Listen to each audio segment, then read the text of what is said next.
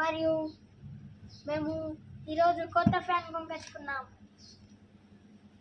దీన్ని ఓపెనింగ్ చేద్దాం ఇప్పుడు.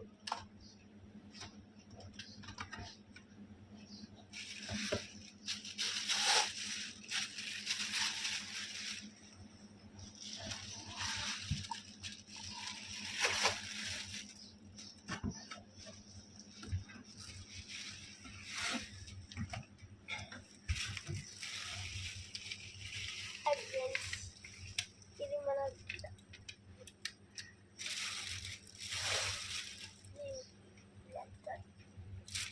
ఇది ఇక్కడ జాయిన్ చేయాలి.